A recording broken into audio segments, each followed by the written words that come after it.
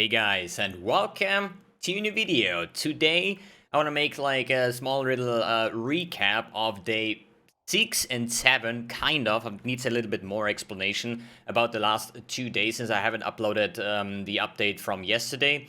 But anyways, I'm going to go over all of that, and holy moly, this has been a hell of a project, man. And okay, more of that in a bit. So, it's 9 p.m. I woke up like an hour ago. My sleeping schedule is rigged. This project is rigged. Like, everything is like kind of weird. But I think we are very, very close on achieving the goal of getting the Mageblood build. So, today needs a little bit more explanation. It's like a recap of day 6 and 7, more or less, in the farming, the revamp to the magic finder now, and the current strategy, the current way that I plan to farm today. Good. Let me take a look at the write down, and then I'm going to tell you guys what happened in the last 2 days, basically. Since there has been more, whatever that is. So, basically, easy said, I made like a 70x yesterday, but that needs explanation. So, the red line here is basically day number 6 that I basically have skipped. The reason for that is this was the day where I only streamed like 6 hours or something like that. I had World of Warcraft raid for like over 3 hours. After that, it took like 5 hours to get the to run Breachstones, basically, to get to level 100. So that is just had for me a higher priority than actually farming currency, because getting level 100, finishing one of the end game grinds, basically, since I'm doing 40 or 40 every single league, was just a higher priority, right? I want to say a couple things about these Breachstone grinds. So usually it's about like, I think 2 exalts for 6 or 7 flawless Chayula Breachstones. But a couple of friends of mine were running them. They run this for currency, for profit. They always level Enlightens and Powers, and the price of Enlighten and Powers is actually quite ridiculous. Let me check.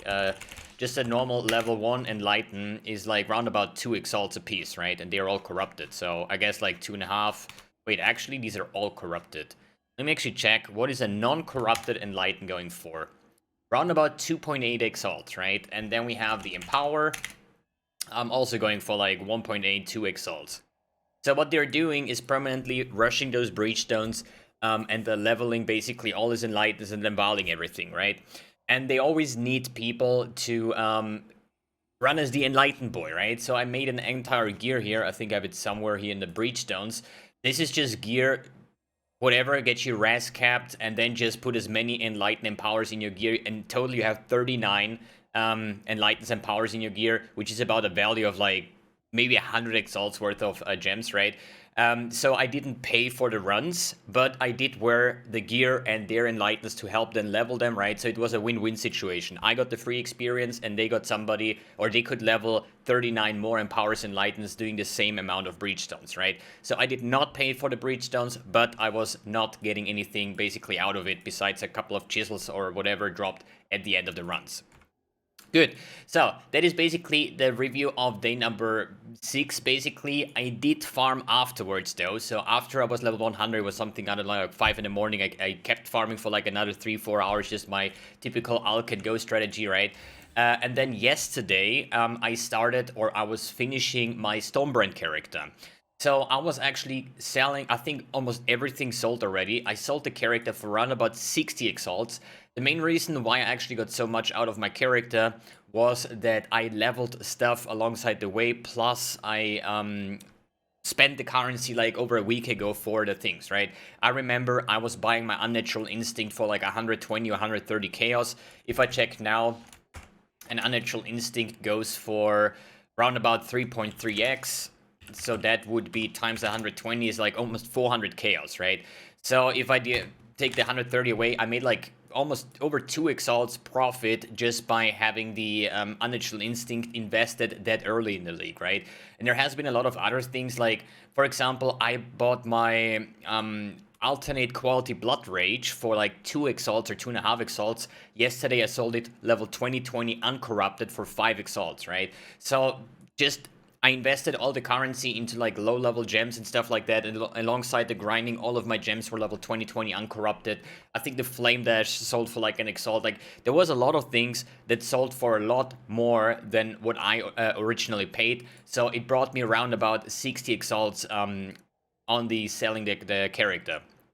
Then I also did some bit of a flipping, I would say. It's not really flipping, it's basically converting blessings. So I don't know what the current statistics are for this, but when I did it, I made like around about 16, 17 chaos profit per Blessing of Chayular.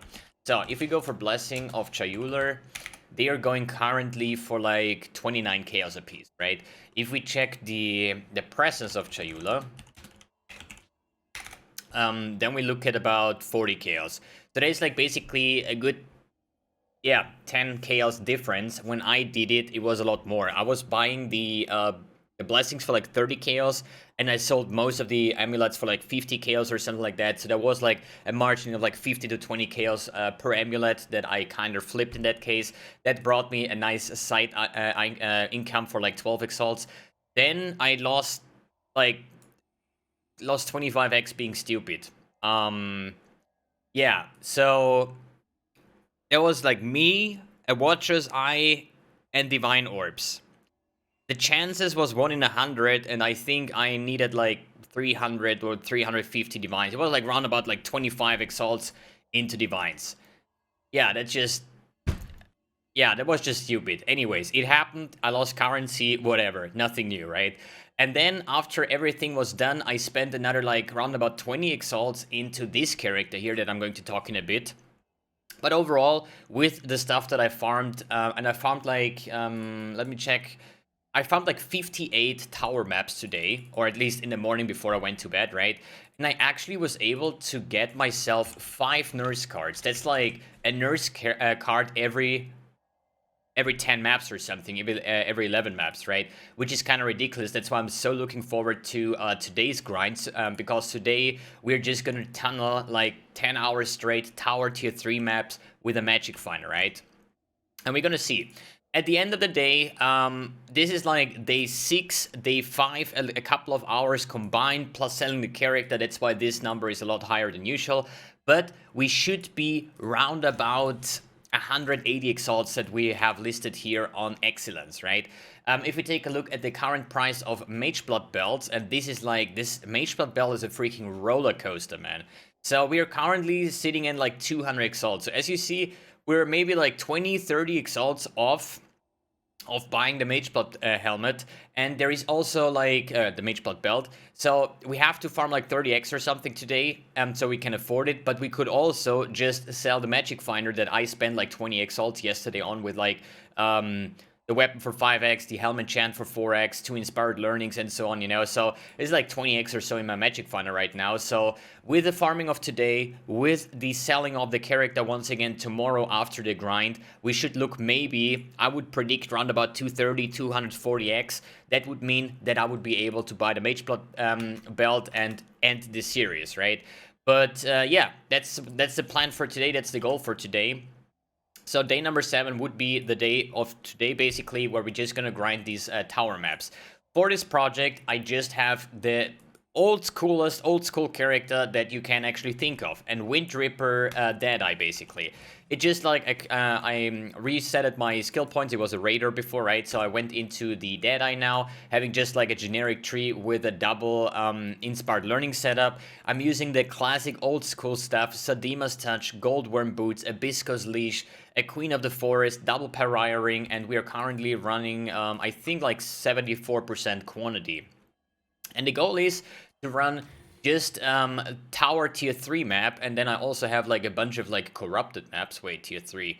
So these are the maps that I prepared already with like bunches of things. So I'm running these, corrupting them, and then we're gonna run all of them to see how much nice profit I make out of all these like kind of maps, right? And I'm looking forward to that. This is like half of that was actually the end of the stormbrand character, which I actually finished the complete awakening bonuses, getting all the favorite maps, and now I'm basically just putting away the watchstones in the region where I'm farming, so I can actually get back tower maps, and the other regions have 3 watchstones in, so I cannot drop any other map here out of these pools, right? But I think for map sustain, I'm too high on the awakening bonus, because 77% chance for maps to drop 2 tiers higher. That means every tower map that drops will actually be transformed into tier 4, into a tier 5 map, and that's why I'm actually having a hard time sustaining. So I would actually assume it's better to buy watchstones and just run them with sextants and just buy the maps in bulk, because they're like 3 or 4 chaos in bulk, right? So I think it's maybe even better to just buy 100 tower maps and use the sextants to even juice up your maps even more, even though it's like more investment, but there should also be more outcome. Other than that, then selling the character, and this part here is basically the magic finding part. I even got myself a cost priest that I found yesterday. It just said that they are like 15 chaos. They used to be like multiple exalts, right? But yeah, good.